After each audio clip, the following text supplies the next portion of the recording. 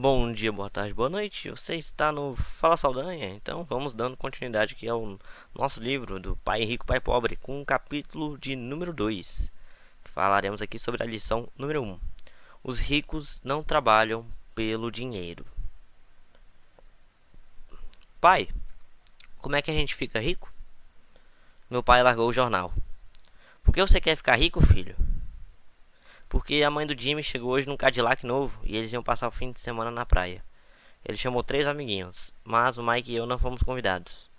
Eles disseram que não chamavam a gente porque éramos garotos pobres.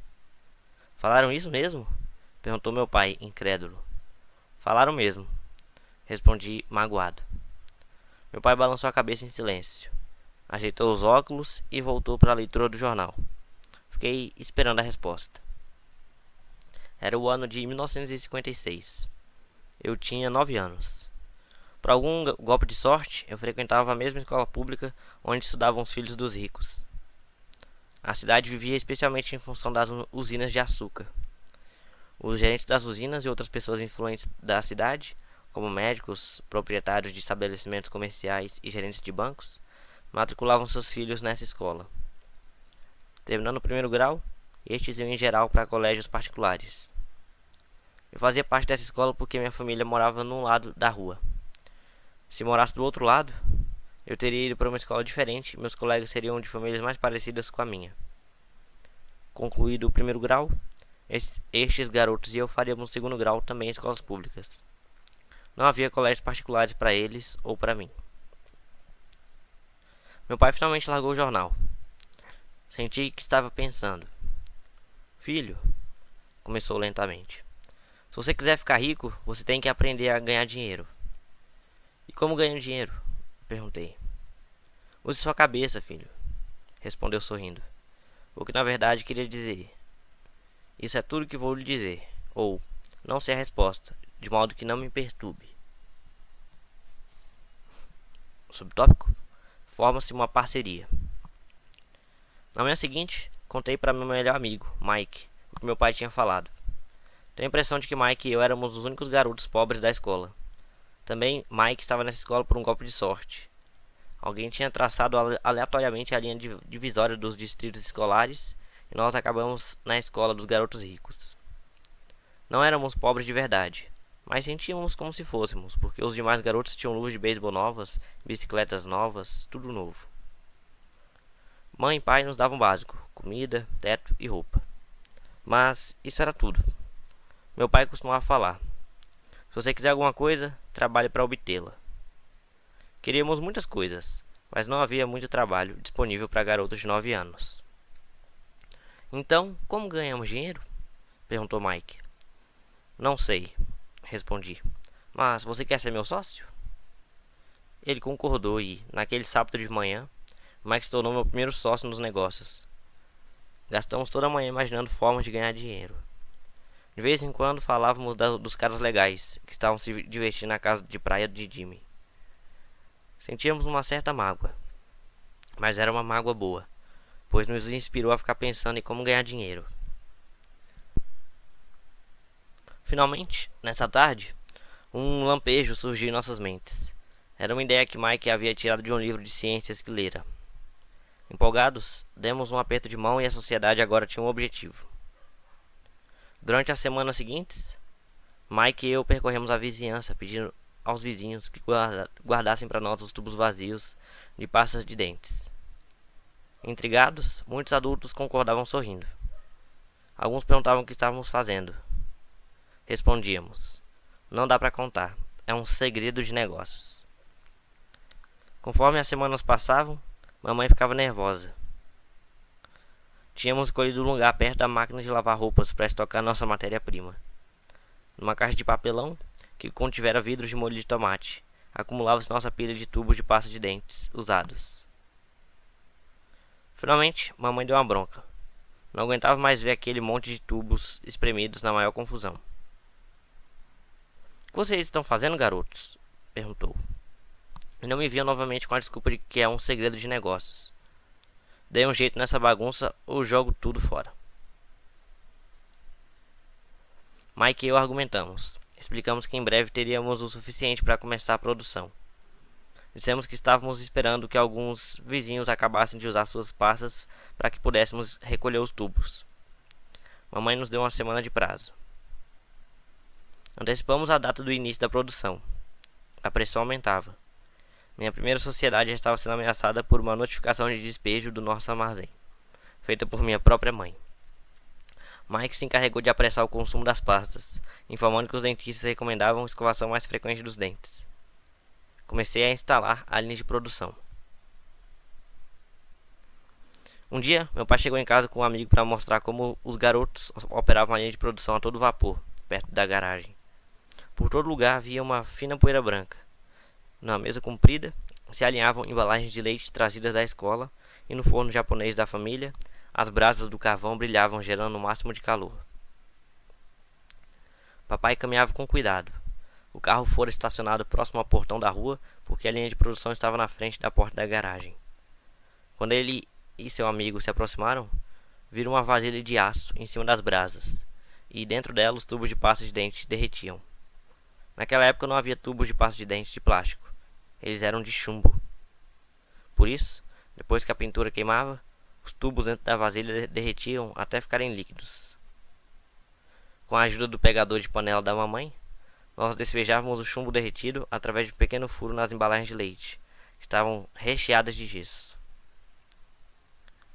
O pó branco do gesso, que ainda não fora misturado à água, estava por toda parte. Com a pressa, tínhamos derrubado o saco de gesso e parecia que toda a área fora atingida por uma nevasca.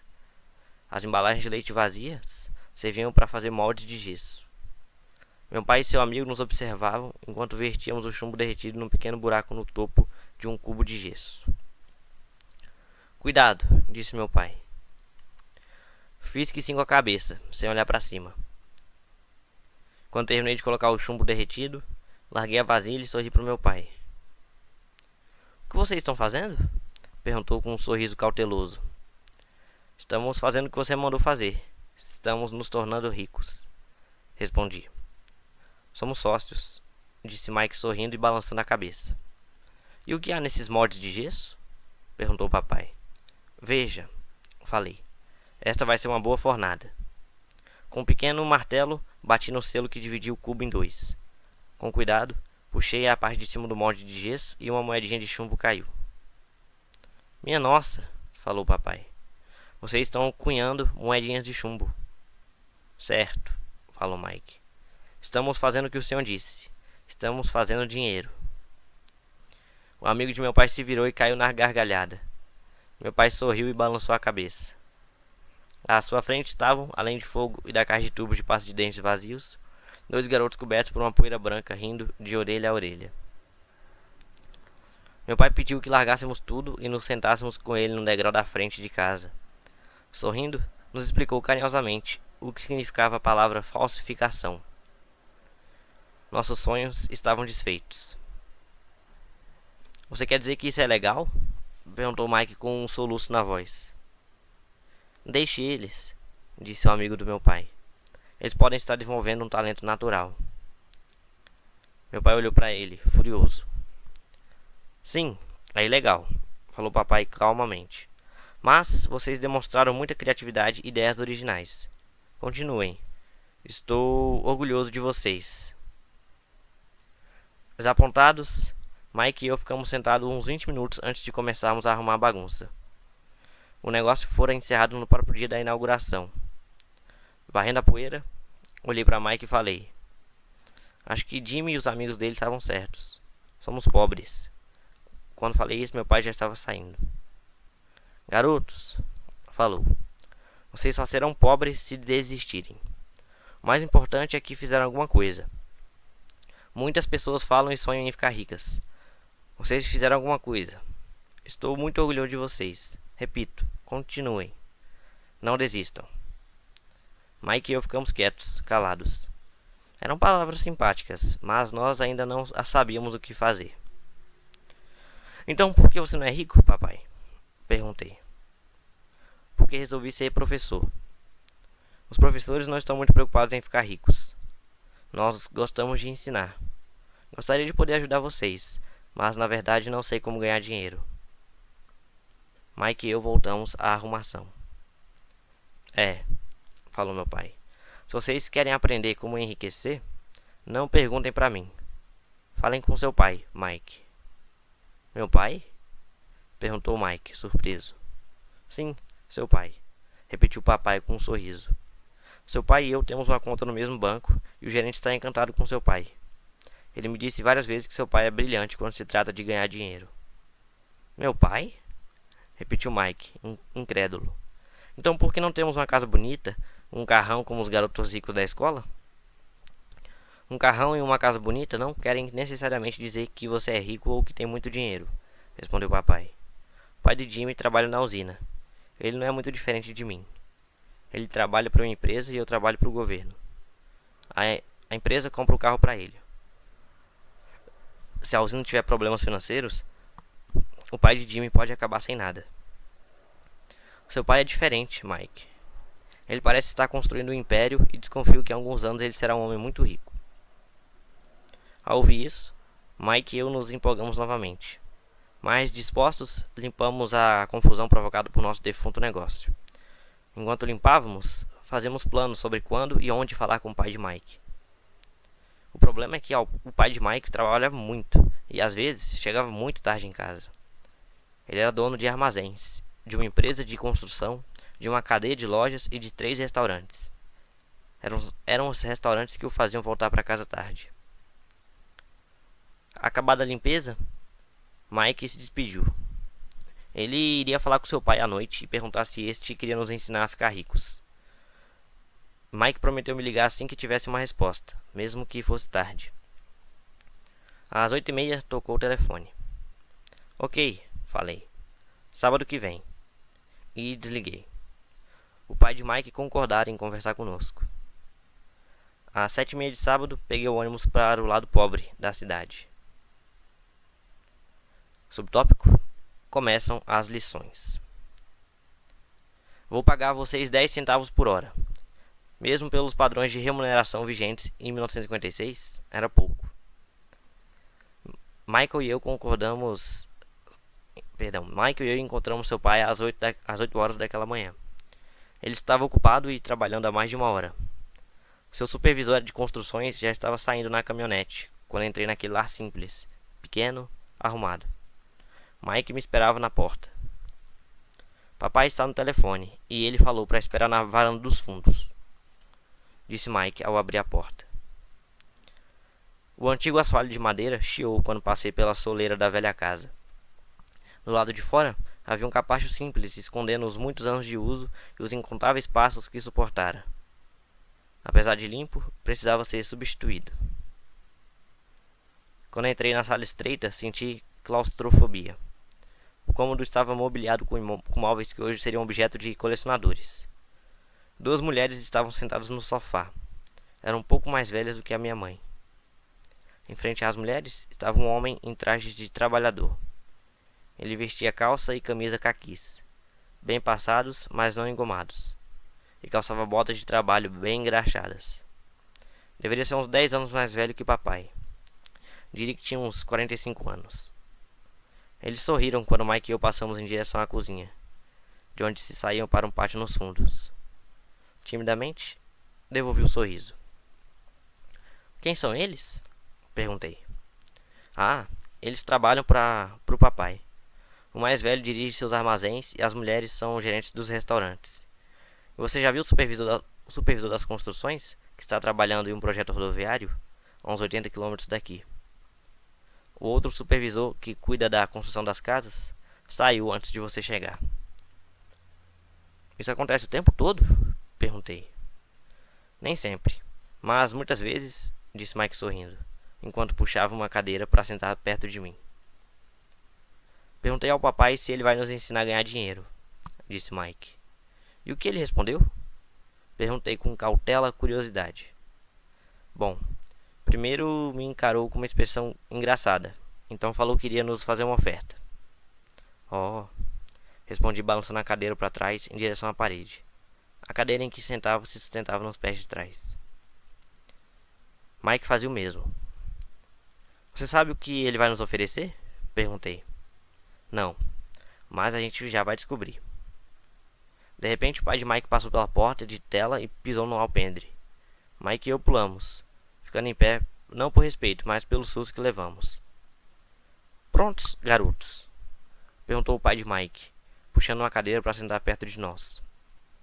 Fizemos que sim com a cabeça e aproximamos as cadeiras. Ele era um homem grande, com cerca de 1,80 m e 100 quilos. Meu pai era mais alto, pesava mais ou menos o mesmo e era 5 anos mais velho que o pai de Mike. Eles eram de certo modo parecidos, embora de origens étnicas diferentes. Talvez tivessem energias semelhantes. Mike falou que você quer aprender a ganhar dinheiro? É isso mesmo, Robert? Rapidamente assenti com a cabeça. Não sem uma pequena sensação de intimidação. Senti muito poder por trás de suas palavras e de seu sorriso. Muito bem. Eis a minha oferta. Vou ensinar a vocês, mas não como em uma sala de aula. Vocês trabalham para mim, eu ensino a vocês. Vocês não trabalham para mim, eu não ensino. Posso ensinar mais rápido se trabalharem, e não fico perdendo tempo se só ficarem sentados escutando, como fazem na escola. Esta é minha oferta. É pegar ou largar. Posso fazer uma pergunta antes? Falei. Não. É pegar ou largar. Tenho um trabalho demais para perder tempo. De qualquer modo, se você não pudesse decidir logo, não vai aprender nunca a ganhar dinheiro. As oportunidades vêm e vão. Ser capaz de tomar decisões rápidas é uma habilidade importante. Você tem a oportunidade que pediu. As aulas começam em 10 segundos. Respondeu o pai de Mike com um sorriso incentivador. Topo, respondi. Topo, respondeu Mike. Bom, falou o pai de Mike. A senhora Martin vai chegar daqui a 10 minutos. Depois que eu conversar com ela, vocês a acompanham até minha lojinha e já podem começar. Vou lhes pagar 10 centavos por hora e vocês terão de trabalhar 3 horas todo sábado. Mas hoje tem um jogo de beisebol, falei. O pai de Mike abaixou a voz e falou com seriedade. É pegar ou largar, disse. Topo, respondi, decidindo trabalhar em lugar de jogar beisebol. Subtópico, 30 centavos depois. Às 9 horas de uma bela manhã de sábado, Mike e eu estávamos trabalhando para a senhora Martin. Ela era uma mulher bondosa e paciente. Sempre dizia que eu e Mike a lembrávamos de seus 2 filhos que já estavam crescidos e não moravam com ela. Apesar de bondosa, ela acreditava no trabalho árduo e nos fazia trabalhar. Era uma chefe rigorosa. Passávamos 3 horas pegando latas das prateleiras e espanando-as para depois recolocá-las no lugar. Era uma tarefa incrivelmente monótona. O pai de Mike, que eu chamo de meu pai rico, era dono de 9 dessas lojinhas com amplos estacionamentos. Eram as primeiras versões das lojas de conveniência. Nesses pequenos armazéns de bairro, as pessoas compravam artigos como leite, pão, manteiga e cigarros. O problema é que no Havaí, e isto aconteceu antes do ar-condicionado, não se podia fechar a porta das lojas por causa do calor. Nestas havia 2 amplas portas que davam para a rua e para o estacionamento. Cada vez que um carro passava ou estacionava, levantava poeira que se acumulava nas prateleiras. Portanto, tínhamos um emprego que duraria enquanto não houvesse ar-condicionado. Durante 3 semanas, Mike e eu comparecemos aos sábados à loja da senhora Martin e trabalhamos durante 3 horas. Ao meio-dia, terminava o nosso trabalho e ela nos dava 3 pratinhas de 10 centavos. Mas nem aos 9 anos, em meados da década de 50, 30 centavos eram algo muito empolgante. Na época, um gibi custava 10 centavos. De modo que, em geral, eu gastava meu dinheiro com revistas em quadrinhos e voltava para casa. Na quarta-feira da quarta semana, eu já estava a fim de largar. Tinha concordado em trabalhar só porque eu queria aprender a ganhar dinheiro com o pai do Mike. Mas agora era um escravo por 10 centavos a hora. E ainda por cima, não tinha voltado a ver o pai do Mike desde aquele sábado. Desisto, falei pro Mike na hora do almoço. O almoço da escola era horrível. A escola era monótona e agora já nem podia esperar pelos sábados. Mas o que estava me perturbando eram os 30 centavos. Dessa vez Mike sorriu. O que você tá rindo? Perguntei zangado e frustrado. Papai falou que isso ia acontecer. Ele disse para você procurá-lo quando eu estivesse a fim de largar. O quê? disse indignado. Ele está esperando que eu fique saturado? Por aí, falou Mike. O papai é meio diferente. Ele ensina de modo diferente do seu pai. Seu pai e sua mãe falam muito. Meu pai é tranquilo e caladão. Espere até sábado. Vou falar pra ele que você está a fim de largar. Você está dizendo que eu fui enrolado? Não, não é isso. Mas pode ser. Papai vai explicar no sábado. Subtópico: fazendo fila no sábado. Estava pronto e preparado para enfrentá-lo. Até meu pai de verdade estava furioso com ele. Meu verdadeiro pai, aquele que chamam de pai pobre, pensou que meu pai rico estava infringindo a legislação sobre trabalho de menores e deveria ser investigado. Meu instruído pai pobre me falou que eu deveria exigir o que merecia, pelo menos 25 centavos por hora. Falou ainda que se não conseguisse o aumento, deveria me demitir imediatamente. De qualquer maneira, você não precisa dessa droga de emprego, falou meu pai pobre, indignado. Às 8 horas da manhã de sábado, eu estava entrando pela velha porta da casa de Mike. Sente e espere na fila, falou o pai de Mike, quando eu entrei. Ele então se virou e foi para o pequeno escritório que ficava junto de um quarto de dormir. Olhei em volta e não vi Mike em lugar algum. Achando tudo isso meio esquisito, sentei perto daquelas duas mulheres, as mesmas que lá estavam 3 semanas antes. Elas sorriram e me deram um lugar no sofá. Passaram-se 45 minutos e eu estava possesso. As duas mulheres já tinham falado com ele e saíram há meia hora. Um senhor mais velho ficou lá 20 minutos e foi embora. A casa estava vazia e eu sentado na sala antiquada, escura, numa bela manhã do Havaí, esperando para falar com o avarento explorador de menores. Podia ouvi-lo se movimentando no escritório, falando ao telefone e me ignorando. Queria sair dali, mas por alguma razão fiquei. Finalmente, 15 minutos depois, exatamente às 9 da manhã, o pai rico apareceu sem dizer palavra e me fez sinal com a mão para entrar no modesto escritório. Parece que você está querendo um aumento ou vai largar, falou o pai rico rodando a cadeira giratória. Bem, o senhor não está cumprindo sua parte do acordo, falei quase em prantos. Para um garoto de 9 anos, era de fato apavorante confrontar um adulto. O senhor falou que se eu trabalhasse para o senhor ia me ensinar. Eu trabalhei, dei duro. Larguei meus jogos de beisebol para trabalhar. E o senhor não cumpriu sua palavra. Não me ensinou nada. O senhor é um desonesto, como todo mundo fala. O senhor é ganancioso. O senhor só quer todo o dinheiro e não se preocupa com seus empregados. O senhor me deixou esperando e não me respeita. Eu sou apenas um garoto e mereço ser tratado melhor. De sua cadeira giratória, as mãos no queixo, o pai rico me fitava. Parecia que estava me estudando. É, nada mal, falou. Em menos de um mês, você já se parece com a maioria dos meus empregados. O quê? Exclamei. Como não entendi o que ele estava falando, continuei reclamando. Pensei que o senhor ia cumprir sua parte do acordo e me ensinar. Em lugar disso, o senhor quer me torturar? Isso é cruel. Muito cruel.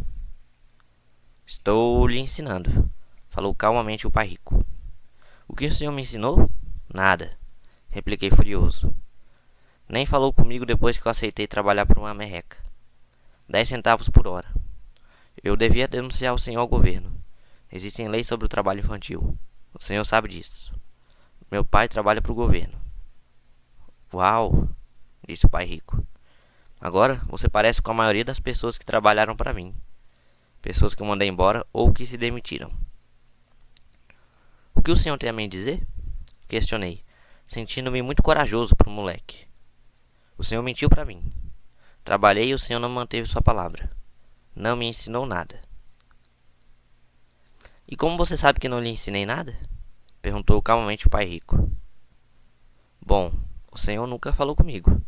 Trabalhei 3 semanas e o senhor não me ensinou nada, disse com cara de zangado.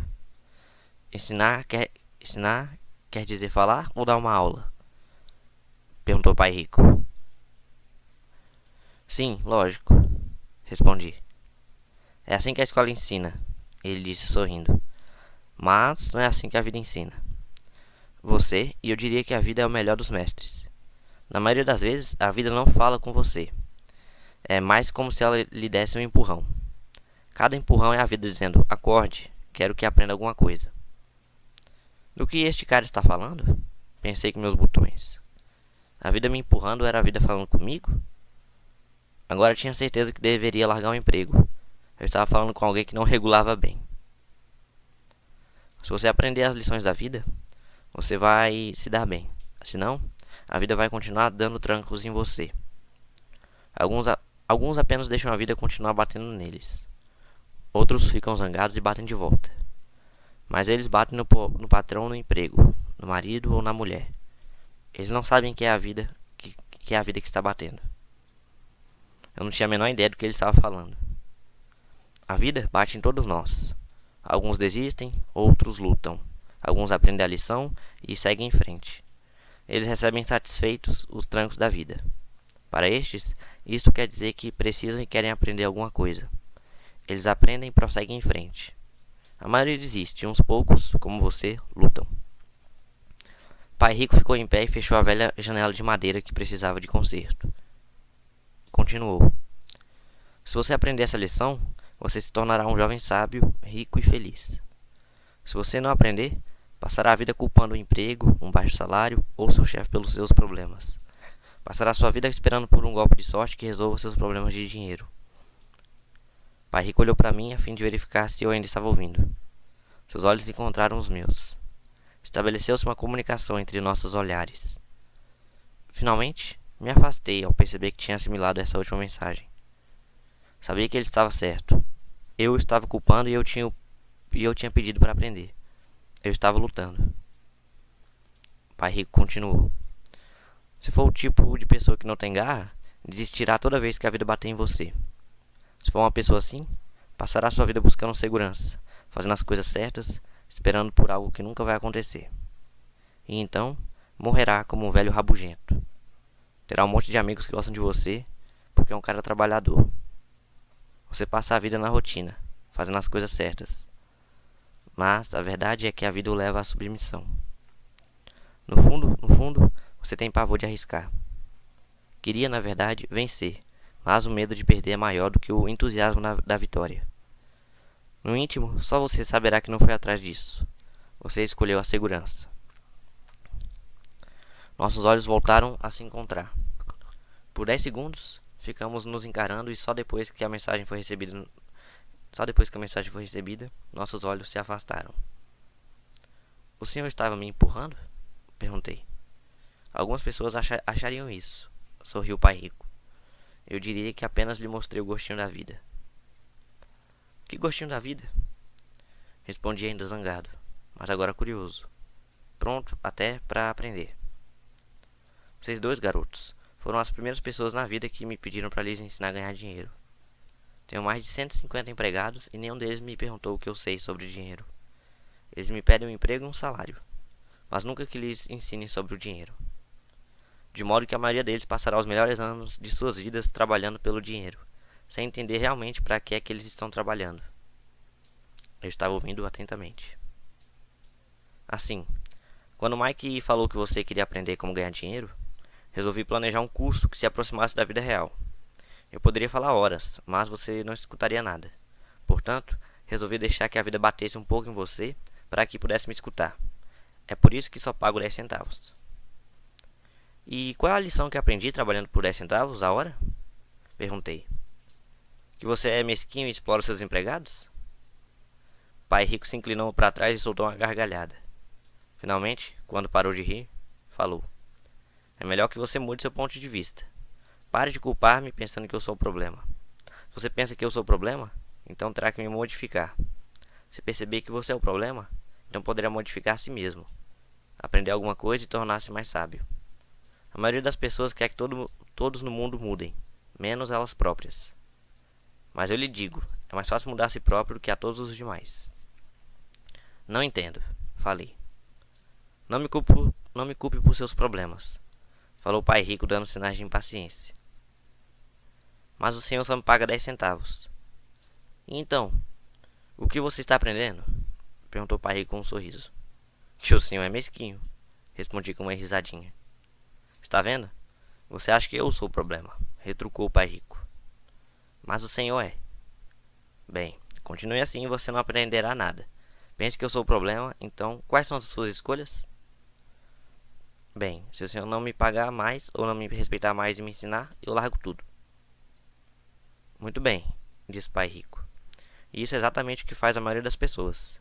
Elas se demitem e começam a procurar outro emprego, uma oportunidade melhor e um salário mais alto, pensando que um novo emprego ou um salário mais alto resolverão o problema. E não é o que acontece na maioria dos casos. Então, o que resolve o problema? Perguntei. Pegar esses miseráveis 10 centavos por hora e sorrir? Pai rico sorriu. Isso é o que fazem as outras pessoas. Apenas aceitam pagamentos sabendo que eles e suas famílias lutarão com dificuldades financeiras. Mas é tudo o que fazem, esperando um aumento na ilusão de que mais dinheiro resolverá o problema. A maioria se conforma e alguns procuram um segundo emprego, trabalhando mais, mas continuam aceitando um contra-cheque ínfimo. Fiquei olhando para o chão, começando a entender a lição que o pai rico estava apresentando. Podia sentir que tinha um gosto da vida. Finalmente, olhei para cima e repeti a pergunta. Então, o que é que resolve o problema? Isto, disse ele, dando-me um ligeiro tapinha na cabeça. Essa coisa que está entre suas orelhas. Foi nesse momento que pai rico me mostrou o ponto de vista central que o separava de seus empregados e de meu pai pobre, e que mais tarde o levou a tornar-se um dos homens mais ricos do Havaí, enquanto meu pai, muito instruído, mas pobre, lutou com problemas financeiros durante toda a sua vida. Era um ponto de vista singular que faz toda a diferença durante uma vida inteira. Pai rico repetia de vez em quando esse ponto de vista que eu chamo a lição 1. Abre aspas. Os pobres e a classe média trabalham pelo dinheiro. Os ricos fazem o dinheiro trabalhar para eles. Fecha aspas. Naquela bela manhã de sábado, eu estava aprendendo um ponto de vista diferente daquele que meu pai pobre me ensinara. Aos 9 anos, eu percebi que ambos os pais queriam que eu aprendesse. Ambos me incentivavam a estudar, mas não as mesmas coisas. Meu pai, muito instruído, recomendava que fizesse o que ele fizera. Filho, quero que você estude muito, que tenha boas notas, para que você possa conseguir um bom emprego, seguro, em uma grande empresa, que lhe traga grandes benefícios. Meu pai rico queria que eu aprendesse como funciona o dinheiro para que eu pudesse colocá-lo a trabalhar para mim. Essas lições eu aprenderia ao longo da vida, sob sua orientação e não na sala de aula. Meu pai rico continuou a primeira lição. Fico contente em ver que você se enfureceu por trabalhar por 10 centavos a hora. Se não tivesse zangado e tivesse aceitado isso satisfeito, teria de lhe dizer que não poderia ensinar nada. Veja, aprender de verdade exige energia, paixão e um desejo ardente. A raiva é uma grande parte dessa fórmula, pois a paixão é a combinação de raiva e amor. No caso do dinheiro, a maioria das pessoas prefere não arriscar e se sentir seguras. Ou seja, não são conduzidas pela paixão, são conduzidas pelo medo. É por isso que elas aceitam um emprego com salário baixo? Perguntei. Sim, respondeu o pai rico. Algumas pessoas dizem que eu exploro os empregados, porque não pago tanto quanto a usina de açúcar ou o governo. Eu digo que as pessoas se exploram elas mesmas. O medo é delas, não meu. Mas o senhor não acha que deveria pagar mais para elas? Indaguei. Não tenho onde fazê-lo. E, além disso, mais dinheiro não vai resolver o problema. Veja seu pai. Ele ganha bastante dinheiro e ainda assim não dá conta das despesas. A maioria das pessoas, se receber mais dinheiro, apenas passará a se endividar mais. Daí os 10 centavos por hora, eu disse sorrindo. É parte da lição. Certo, sorriu o pai rico. Você vê, seu pai estudou muito de modo que conseguiu um salário alto, mas ele ainda tem problemas financeiros porque nunca aprendeu nada sobre dinheiro. E ainda por cima, ele acredita em trabalhar pelo dinheiro. E o senhor não acredita? Perguntei. Não, de verdade não, disse o pai rico. Se você quiser aprender a trabalhar pelo dinheiro, então fique na escola. É um bom lugar para aprender isso. Mas se você quer aprender como fazer o dinheiro trabalhar para você, então vou lhe ensinar como fazer. Mas só se você quiser aprender. E todo mundo não quer aprender isso? Indaguei. Não, respondeu o pai rico. Simplesmente porque é mais fácil aprender a trabalhar pelo dinheiro, em especial se o medo é a principal emoção quando se trata de discutir dinheiro. Não estou entendendo. Retruquei, franzindo as sobrancelhas. Não se preocupe com isso, por enquanto. Saiba apenas que é o medo que faz a maioria das pessoas trabalhar no emprego. O medo de não pagar as contas, o medo de ser mandado embora, o medo de não ter dinheiro suficiente, o medo de começar de novo. Esse é o preço de aprender uma profissão ou habilidade e então trabalhar pelo dinheiro. A maioria das pessoas se torna escrava do dinheiro e fica zangada com o patrão. Aprender a pôr dinheiro a trabalhar pra gente é tipo de estudo totalmente diferente? Perguntei. Sem dúvida, respondeu o pai rico. Ficamos sentados em silêncio contemplando a bela manhã. Meus amigos deviam estar começando seu jogo de beisebol infantil e, por alguma razão, agora estava feliz de ter decidido trabalhar por 10 centavos a hora. Sentia que estava a ponto de aprender alguma coisa que meus colegas não aprenderiam na escola. Pronto para aprender? Perguntou o pai rico. Sem dúvida, respondi com um risinho. Estou cumprindo minha promessa. Estive ensinando a você de longe, falou o pai rico. Aos 9 anos, você teve um gostinho do que é trabalhar pelo dinheiro. Multiplique seu mês passado por 15 anos e você terá uma ideia do que muitas pessoas passam a vida fazendo. Não entendo, falei. Como você se sentiu esperando na fila para falar comigo? Uma vez para ser contratado e outra para pedir um aumento? Péssimo, disse. Quando se opta por trabalhar pelo dinheiro, essa é a vida que leva muitas pessoas, disse o pai rico. E como se sentiu quando a senhora Martin pôs na sua mão 30 centavos por 3 horas de trabalho? Achei que não era suficiente. Parecia que não valia nada. Fiquei desapontado, respondi. É assim que a maioria dos empregados se sente quando recebe seus contra-cheques, e especialmente com todos os descontos de impostos e outros itens. Pelo menos você recebeu 100%. O senhor está dizendo que a maioria dos empregados não recebe tudo? Perguntei espantado. Claro que não, disse o pai rico. O governo sempre tira sua parte antes. E como é que ele faz? Perguntei. Impostos, disse o pai rico. Você paga impostos quando ganha. Você paga impostos quando gasta. Você paga impostos quando poupa. Você paga impostos quando morre. Por que as pessoas deixam que o governo faça isso com elas? Os ricos não deixam, disse o pai rico com um sorriso. Os pobres e a classe média deixam. Aposto que ganham mais que seu pai e contudo ele paga mais impostos. E como pode ser? Perguntei. Aos 9 anos isso não fazia sentido para mim. Por que alguém deixaria o governo fazer isso com ele? O pai rico ficou sentado em silêncio. Acho que ele queria que eu ouvisse, em lugar de ficar falando besteira. Finalmente, me acalmei. Não tinha gostado do que ouvira.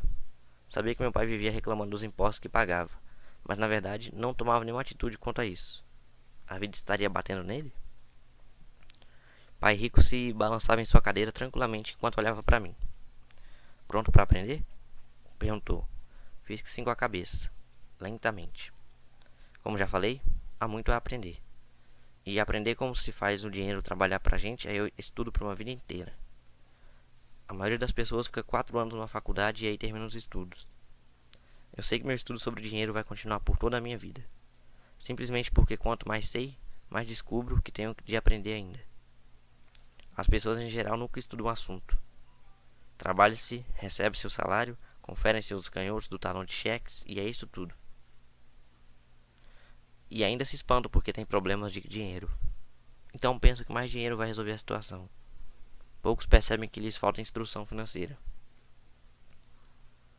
Então papai tem dificuldade com os impostos porque ele não entende de dinheiro?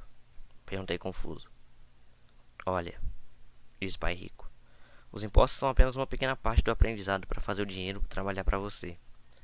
Hoje, eu só queria descobrir se você ainda tem a paixão de aprender sobre dinheiro. A maioria das pessoas não tem.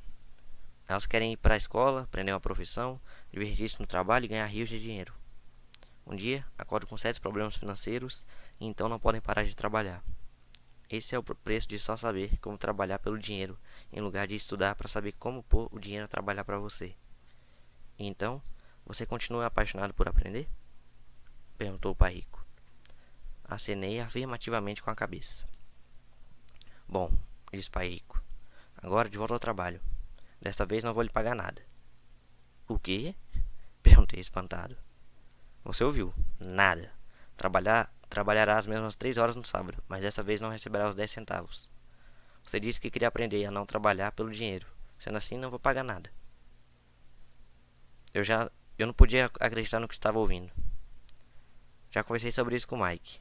Ele já está trabalhando, tirando a poeira e arrumando as latas para mim. Melhor você se apressar e correr para lá. Não é justo, gritei. O senhor tem de pagar alguma coisa. Você disse que queria aprender. Se não aprendesse agora, será como aquelas duas mulheres e o homem que estavam sentados na minha sala. Trabalham pelo dinheiro e esperam que eu não os mande embora. Ou como seu pai, ganhando rios de dinheiro apenas para ficar endividado até o pescoço, esperando que mais dinheiro resolva o problema. Se for isso que você quer, então volte para aqueles 10 centavos a hora. Ou você pode ainda fazer aquilo que muitas pessoas acabam fazendo: reclamar que o salário não é suficiente, demitir-se e procurar outro emprego. O que é que eu faço? Perguntei. Pai Rico deu um tapinha em minha cabeça. Use isto, falou. Se você usar bem, logo estará me agradecendo por lhe ter dado uma oportunidade de se tornar um homem rico. Fiquei parado, sem acreditar que eu estivesse embarcando nessa canoa. Queria conseguir um aumento e acabei sendo convencido a trabalhar de graça. Pai Rico voltou a dar um tapinha na minha cabeça e disse: use isto. Agora fora daqui, de volta ao trabalho. Subtópico, lição número 1. Os ricos não trabalham pelo dinheiro. Não contei para o meu pai pobre que não estava mais sendo pago. Ele não teria entendido e eu não queria tentar explicar algo que eu próprio ainda não estava entendendo. Durante 3 semanas, Mike e eu trabalhamos 3 horas. Todo sábado, sem ganhar nada. O trabalho não me preocupava e a rotina se tornou mais fácil. O que me deixava danado era perder os jogos de beisebol e não poder comprar os gibis. Na terceira semana, por volta do meio-dia, apareceu o pai Rico. Ouvimos seu caminhão chegar do estacionamento e fazer um barulhão quando o motor foi desligado. Ele entrou na loja e cumprimentou a senhora Martin com um abraço. Depois de verificar como a loja estava indo, ele abriu o freezer de sorvetes, pegou 2 picolés, pagou e chamou a mim e a Mike. Vamos dar uma voltinha, moçada. Atravessamos a rua e fomos para um amplo gramado onde alguns adultos estavam jogando beisebol. Sentando em uma mesa de piquenique afastada, ele deu os picolés para mim e para o Mike. Como as coisas estão indo, garotos? Ok, respondeu Mike. Concordei com ele. Aprenderam alguma coisa? Perguntou o pai Rico. Mike e eu olhamos um para o outro. Levantamos os ombros e balançamos a cabeça em uníssono. Subtópico: evitando uma das maiores armadilhas da vida. Bom, garotos, precisam começar a pensar. Vocês estão observando uma das maiores lições da vida. Se aprenderem a lição, terão uma vida de grande liberdade e segurança. Se não aprenderem, acabarão como a senhora Martin e a maioria das pessoas que jogam beisebol aqui no parque.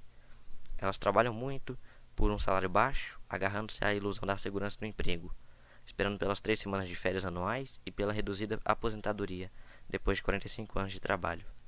Se isso os empolga, vou dar-lhes um aumento para 25 centavos a hora. Mas estas pessoas são boas e trabalhadoras. Por que o senhor está debochando delas? Indaguei. Pai Rico abriu um sorriso. A senhora Martin é como uma mãe para mim. Nunca seria tão cruel. Pode parecer que eu estou sendo desalmado, porque eu estou tentando chamar a atenção de vocês dois para um fato que a maioria das pessoas não consegue ter a felicidade de enxergar. Graças a uma visão muito estreita, as pessoas não percebem em que armadilha caíram. Mike e eu ficamos sentados sem captar totalmente a mensagem. Ele parecia cruel. Contudo, sentíamos que ele desejava desesperadamente que percebêssemos algo. Sorrindo, Pai Rico continuou. Não estão gostando desses 25 centavos a hora? O coração de vocês não bate um pouquinho mais rápido? Fiz um não com a cabeça, mas na realidade meu coração batia mais rápido. Para mim, 25 centavos a hora representava uma fortuna. Ok, eu vou pagar $1 a hora, prosseguiu o Pai Rico com um sorriso malicioso. Agora meu coração acelerou de verdade. Meu cérebro gritava: topa, topa. Eu não podia acreditar no que estava ouvindo. Ainda assim, fiquei calado. Ok, $2 a hora. Meu pequeno cérebro e meu pequeno coração de 9 anos quase explodiram.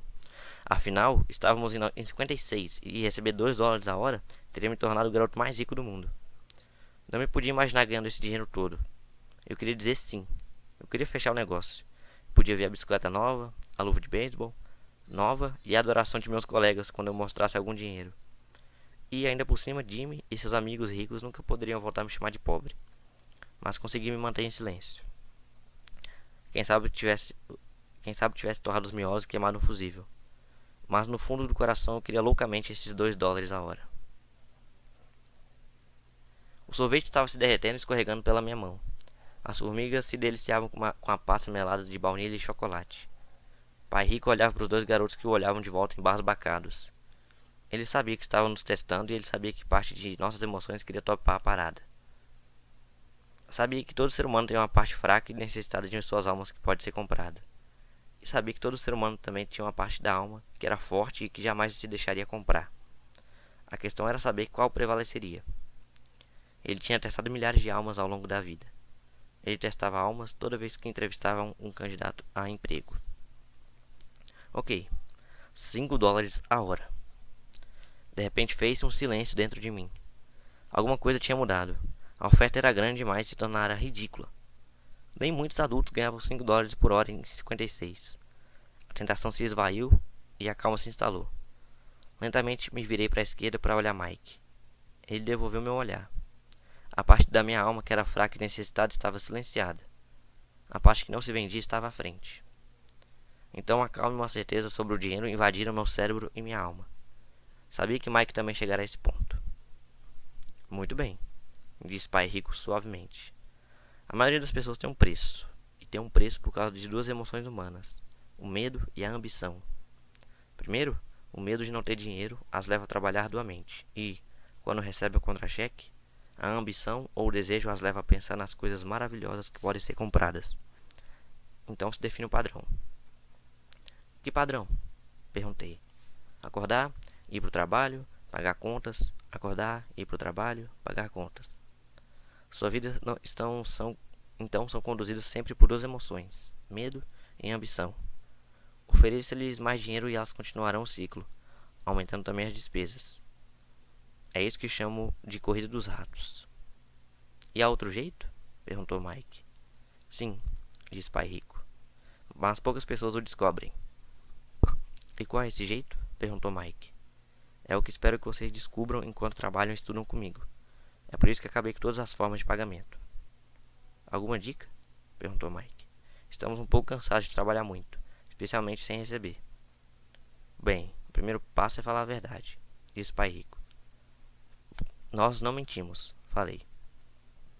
Não disse que estava mentindo. Disse para falar a verdade, retrucou Pai Rico. A verdade sobre o quê? Perguntei. Sobre como estão se sentindo, respondeu Pai Rico. Vocês não precisam falar para mais ninguém, só para vocês mesmos. O senhor está dizendo que as pessoas que estão no parque, as pessoas que trabalham para o senhor, a senhora Martin, não fazem isso? Perguntei. Duvido, disse Pai Rico. Elas têm medo de ficar sem dinheiro. Em lugar de enfrentar o medo, elas reagem em vez de pensar. Elas reagem emocionalmente em lugar de usar suas cabeças, disse Pai Rico batendo nas nossas cabeças.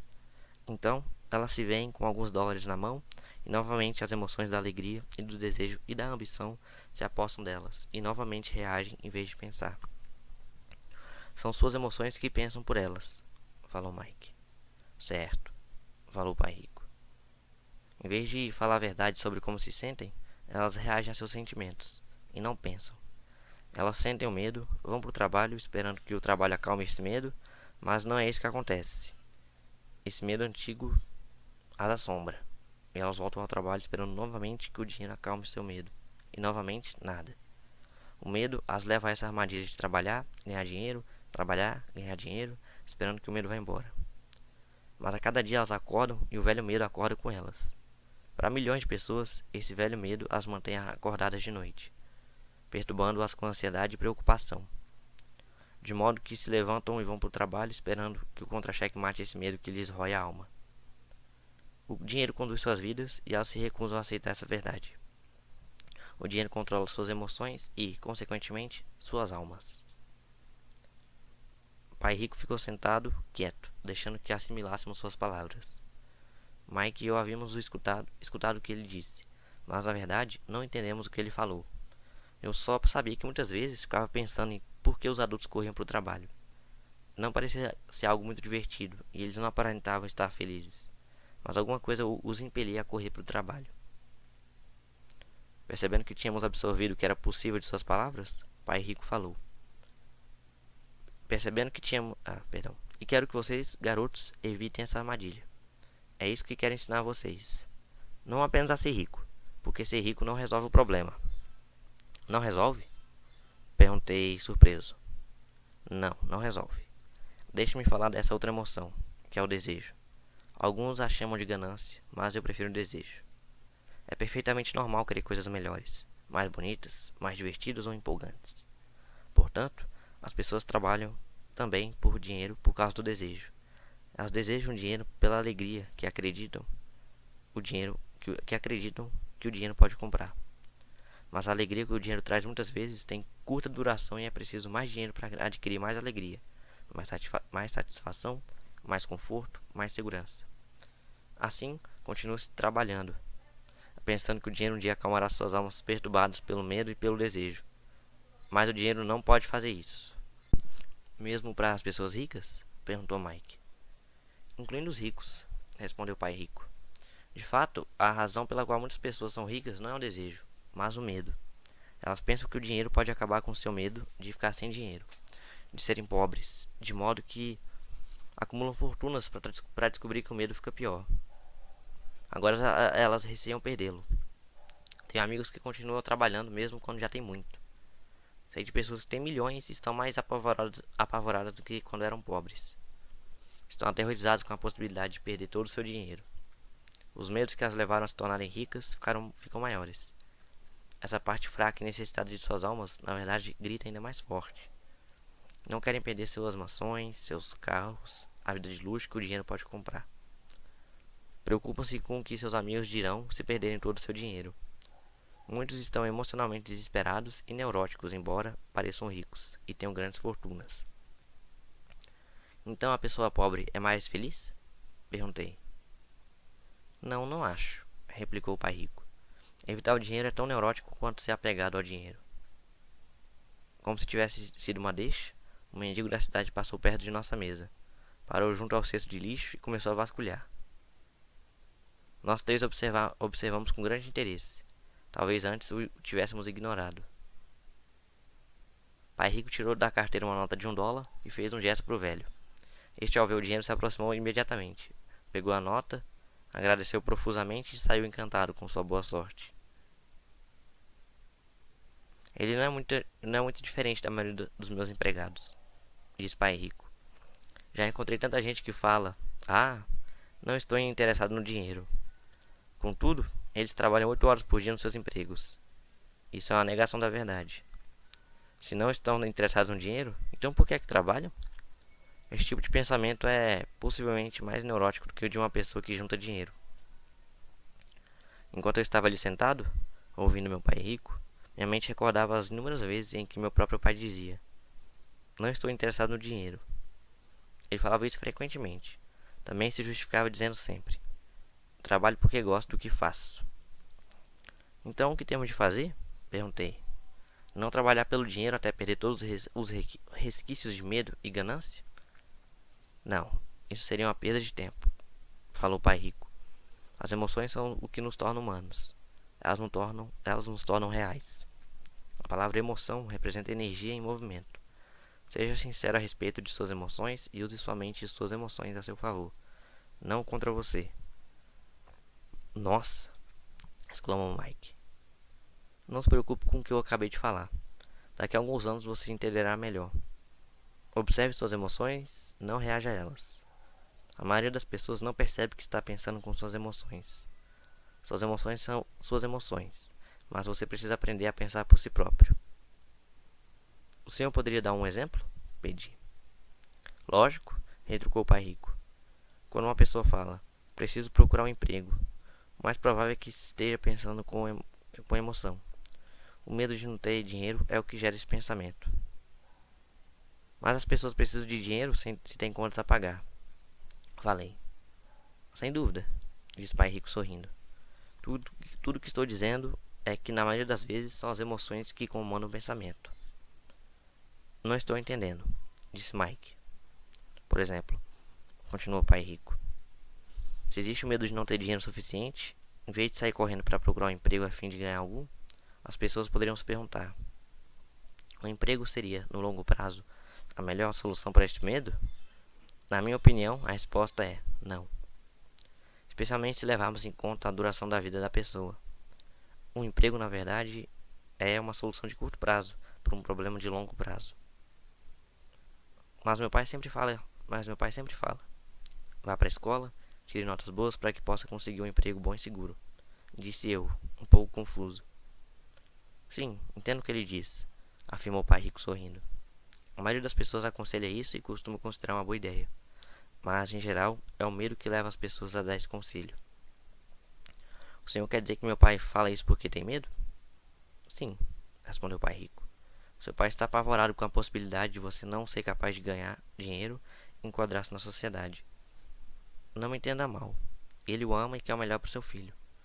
E eu acho que seu receio se justifica. Instrução e emprego são coisas importantes, mas elas não resolvem a questão do medo. Veja, é esse mesmo medo que o faz levantar todas as manhãs para ganhar alguns dólares e o que leva a preocupar-se tanto com que você vá para a escola. E o senhor, aconselha o quê? Perguntei. Quero ensinar vocês o domínio sobre o poder do dinheiro, a não ter medo dele. E isso não é ensinar na escola. Se não aprenderem isso, se tornarão escravos do dinheiro. Começava finalmente a fazer sentido. Ele queria abrir nossos horizontes, mostrar-nos o que a senhora Martin não via, o que seus empregados não viam, ou por falar nisso, o que o meu pai não via. Naquele dia minha visão se ampliou e comecei a vislumbrar a armadilha que aguardava tanta gente. Vejam, em última análise, somos todos empregados, só que trabalhamos em níveis diferentes, disse o pai rico. Eu só quero que vocês tenham a chance de escapar da armadilha. A armadilha criada por essas emoções, o medo e o desejo. Usem-nas a seu favor, não contra. Isso é o que quero ensinar a vocês. Não estou interessado em ensinar apenas a ganhar rios de dinheiro. Isso não vai cuidar do medo e do desejo. Se, primeiramente, vocês não cuidarem do medo e do desejo e ficarem ricos, vocês serão apenas escravos bem pagos. E como escapar da armadilha? Perguntei. A causa principal da pobreza ou das dificuldades financeiras está no medo e na ignorância. Não na economia, ou no governo, ou nos ricos. É o medo que instalamos em nós mesmos e a ignorância que mantém as pessoas presas na armadilha. Então vocês, garotos, só vão para a escola e se formem. Eu lhes ensinarei como não cair na armadilha. As peças do quebra-cabeça começavam a se encaixar. Meu pai instruído tinha ótima formação e uma ótima carreira, mas a escola nunca lhe tinha dito como lidar com o dinheiro ou com seus medos. Tornava-se claro que eu poderia aprender coisas diferentes e importantes com dois pais. O senhor está falando do medo de não ter dinheiro. Como o desejo por dinheiro afeta o nosso pensamento? Perguntou Mike. Como você se sentiu quando eu tentei com o aumento no pagamento? Você notou que seu desejo crescia? Balançamos a cabeça afirmativamente. Ao não ceder às suas emoções, vocês foram capazes de adiar suas reações e pensar. Isso é o mais importante. Sempre sentiremos emoções de medo e ambição. Daqui para frente, o mais importante será que vocês usem essas emoções a seu favor e a longo prazo, e não apenas deixem que elas os conduzam e controlem seus pensamentos. A maioria das pessoas usa o medo e a ambição contra si mesmas. Isso é o começo da ignorância. Grande parte das pessoas passa a vida atrás de contra-cheques, aumentos salariais e segurança no emprego por causa dessas emoções de desejo e medo, sem se questionar realmente para onde esses pensamentos conduzidos pela emoção as estão levando. É como a história do burro que movimenta o carro enquanto seu dono fica balançando uma cenoura à frente de seu nariz. O dono do burro pode estar indo aonde deseja ir, mas o burro está correndo atrás de uma ilusão. Amanhã só haverá outra cenoura para o burro. O senhor quer dizer que no momento em que eu imaginei a nova luva de beisebol, os doces e os brinquedos, isso era como a cenoura para o burro? Perguntou Mike. Isso mesmo. E quando você crescer, os brinquedos serão mais caros. Um carro novo, uma lancha e uma casa grande para impressionar seus amigos. Disse pai rico com um sorriso. O medo empurra para fora da porta e o desejo atrai, fazendo com que vocês vão de encontro ao rochedo. Esta é a armadilha. E qual é a resposta? Perguntou Mike. O que aumenta o medo e o desejo é a ignorância. É por isso que as pessoas ricas com muito dinheiro muitas vezes têm mais medo à medida que ficam mais ricas. O dinheiro é a cenoura, a ilusão. Se o burro pudesse entender todo o contexto, ele poderia pensar 2 vezes antes de sair correndo atrás da cenoura. Pai Rico passou a explicar que a vida humana é uma luta entre a ignorância e o esclarecimento. Explicou que ao deixarmos de buscar informação e conhecimento sobre nós mesmos, instala-se a ignorância. A luta é uma decisão feita momento a momento, de aprender a abrir ou fechar a própria mente. Veja, a escola é muito, muito importante. Vocês vão à escola para aprender uma habilidade, uma profissão, e poder se tornar um membro útil da sociedade. Cada cultura necessita de professores, médicos, artistas, cozinheiros, homens de negócios, policiais, bombeiros, soldados. A escola os treina de modo que nossa cultura possa florescer, diz Pai Rico. Infelizmente, para muita gente a escola é o fim e não o início. Fez-se um longo silêncio. Pai Rico sorria. Não entendi tudo que ele disse naquele dia, mas como ocorre com a maioria dos grandes mestres, cujas palavras continuam repercutindo por muitos anos, muitas vezes até depois que se foram, suas palavras estão comigo até hoje. Hoje me mostrei um pouco cruel, disse Pai Rico. Cruel por um motivo. Queria que vocês sempre se lembrassem dessa conversa. Quero que pensem sempre na Sra. Martin. Quero que pensem sempre no burro. Não esqueçam nunca, porque as duas emoções, medo e desejo, podem levá-los à maior armadilha da vida, se não tiverem consciência de que elas estão controlando seu pensamento. Passar a vida com medo, não explorando jamais seus sonhos, é cruel. Trabalhar arduamente por dinheiro, pensando que este comprará aquilo que lhes trará felicidade, é também cruel. Acordar no meio da noite apavorado com as contas a pagar é uma forma de vida horrível. Viver uma vida determinada pelo montante de seu contra-cheque não é realmente viver. Pensar que o emprego os fará sentir-se seguros é mentir para vocês mesmos. É cruel e é a armadilha que quero que evitem, se possível. Vi como o dinheiro conduz a vida das pessoas. Não deixe que isso aconteça com vocês. Por favor, não deixe o dinheiro dominar suas vidas. Uma bola de beisebol rolou para nossa mesa. Pai Rico a pegou e a lançou de volta. O que a ignorância tem a ver com a ambição e o medo? Perguntei. É a ignorância sobre o dinheiro que causa tanta ambição e tanto medo, disse Pai Rico. Vou dar alguns exemplos.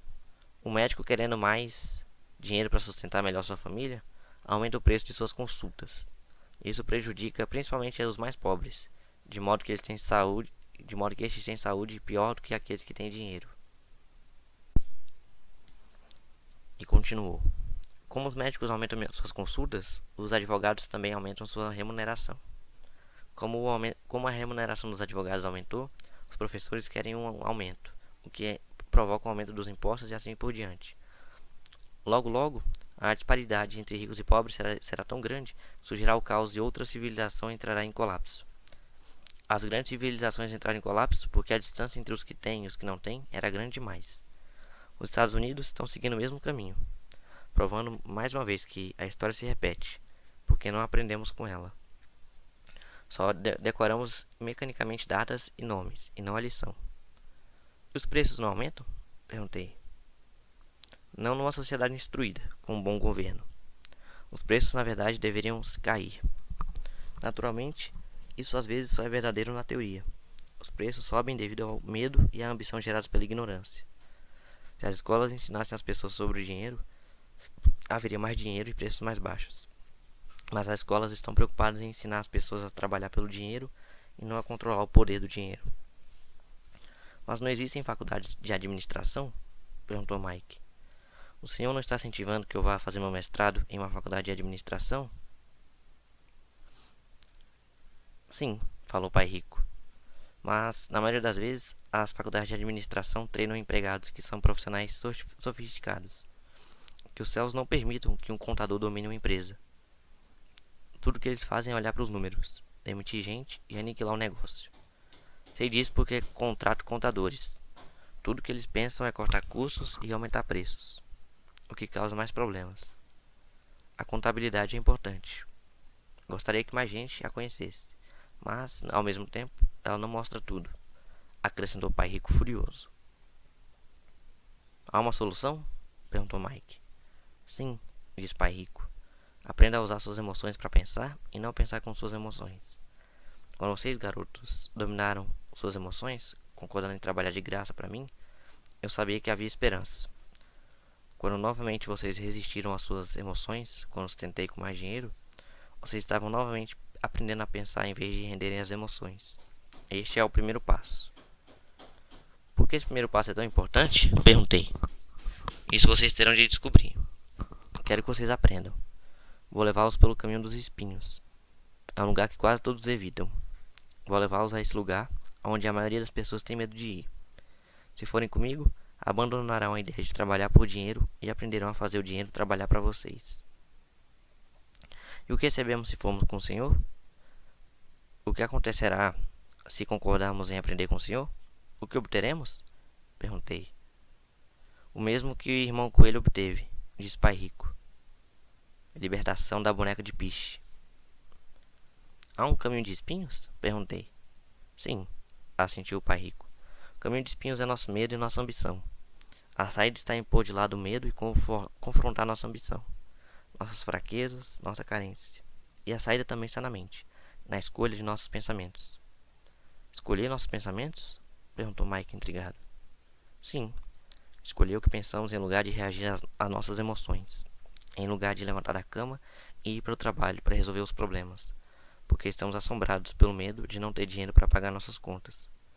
O pensamento o levaria a dedicar tempo a colocar-se a si mesmo a pergunta: trabalhar com mais afinco seria a melhor solução para este problema?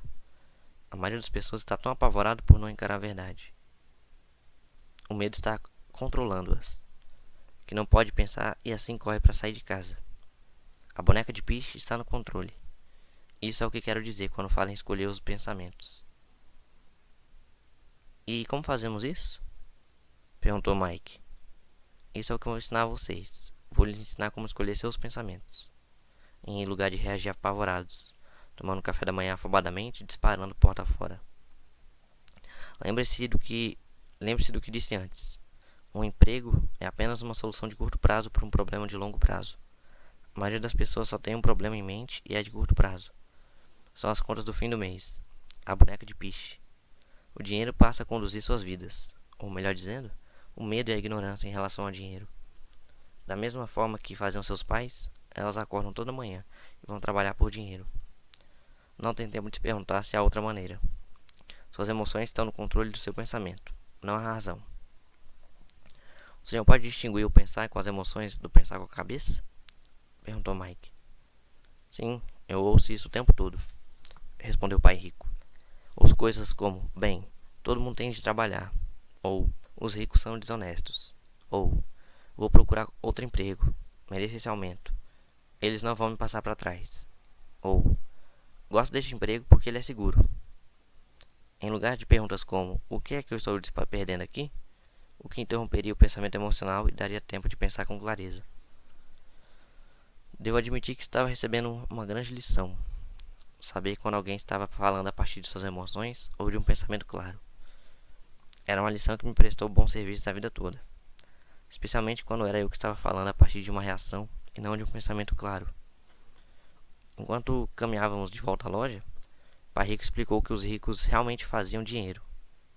Eles não trabalhavam por ele. Ele continuou explicando que quando Mike e eu estávamos cunhando pratinha de 5 centavos com o chumbo, pensando que estávamos fazendo dinheiro, nós estávamos pensando quase como os ricos. O problema é que nós estávamos praticando um ato ilegal. Era legal quando o governo e os bancos faziam isso, mas não quando nós o fazíamos. Ele explicou que havia formas legais de fazer dinheiro e formas ilegais. Pai continuou explicando que os ricos sabiam que o dinheiro era uma ilusão, como a cenoura para o burro. É em virtude do medo e da ambição que milhões de pessoas aceitam a ilusão de que o dinheiro é real. O dinheiro é uma ficção. Somente a ilusão de confiança e a ignorância das massas permitem que o castelo de cartas fique em pé. De fato, disse ele, de várias maneiras a cenoura do burro perdão, é mais valiosa do que o dinheiro. Ele falou do padrão ouro que vigorava nos Estados Unidos e que, na verdade, cada nota de dólar era um certificado de prata. O que o preocupava é que algum dia o país pudesse abandonar o padrão ouro e os dólares deixassem de ser certificados de prata. O que aconteceria, garotos, seria uma grande confusão. Os pobres, a classe média e os ignorantes teriam suas vidas arruinadas simplesmente porque continuariam acreditando que o dinheiro é real e que a empresa para a qual trabalham ou o governo cuidaria deles. Naquele dia não entendemos do que ele estava falando, mas com o correr dos anos isso passou a fazer cada vez mais sentido. O capítulo aqui é longo, mas estamos chegando ao final. Vamos aqui para o subtópico Vendo o que os outros não veem. Ao entrar em sua caminhonete, no estacionamento da pequena loja de conveniência, ele disse: "Continuem trabalhando, garotos. Mas quanto mais cedo vocês se esquecerem de que precisam de um contra-cheque, mais fácil se tornará a sua vida adulta. Continue usando seu cérebro. Trabalhem de graça e logo somente lhes mostrará a forma de ganhar muito mais dinheiro do que eu poderia lhes pagar. Vocês verão o que outras pessoas nunca percebem. Oportunidades que estão à frente de seu nariz. A maioria jamais enxerga essas oportunidades, porque estão atrás de dinheiro e segurança, e é isso que elas recebem.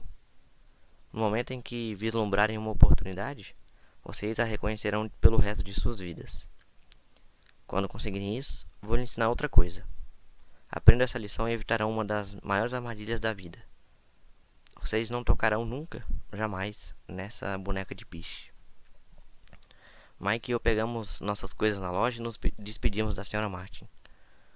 Voltamos ao parque, ao mesmo banco da área de piquenique, e passamos várias horas pensando e conversando.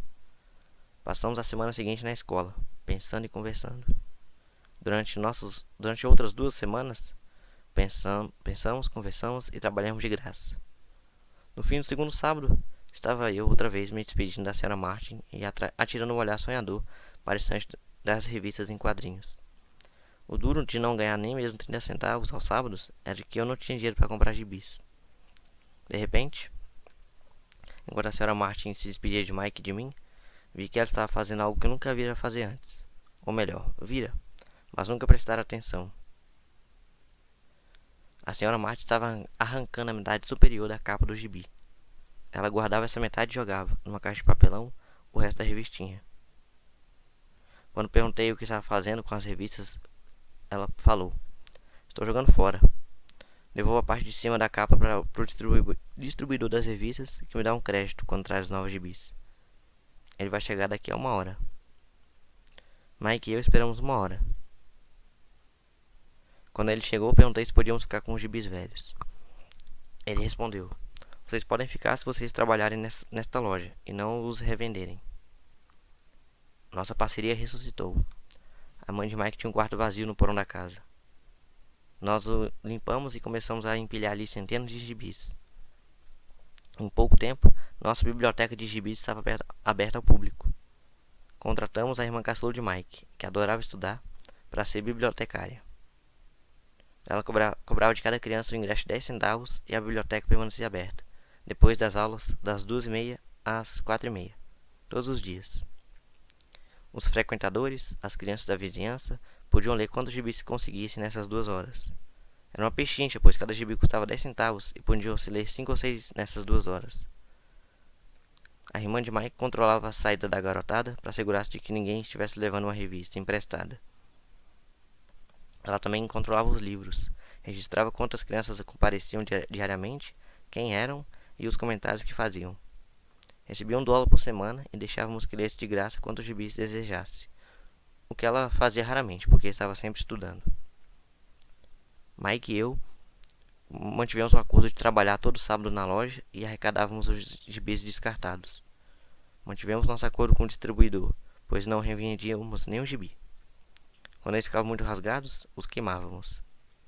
Tentamos abrir uma filial, mas nunca encontramos alguém tão dedicado e confiável quanto a irmã do Mike para cuidar dela. Nessa idade precoce, descobrimos como era difícil conseguir bons funcionários. 3 meses depois da inauguração da biblioteca, houve uma briga na sala. Alguns garotos do outro bairro a invadiram e começaram a confusão. O pai de Mike sugeriu que fechássemos o negócio. Nossa biblioteca deixou de existir e paramos de trabalhar, aos sábados, na loja de conveniência. De qualquer forma, pai rico estava entusiasmado e queria nos ensinar mais. Ele estava feliz porque tivemos muito êxito na primeira lição. Aprendemos a fazer o dinheiro para trabalhar para nós. Como não tínhamos recebido pagamento pelo trabalho na loja, forçamos nossa imaginação identificando uma oportunidade de ganhar dinheiro.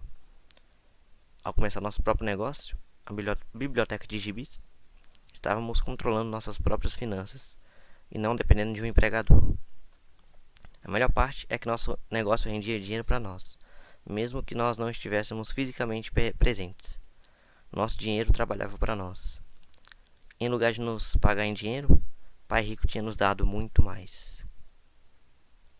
Final do capítulo número 2.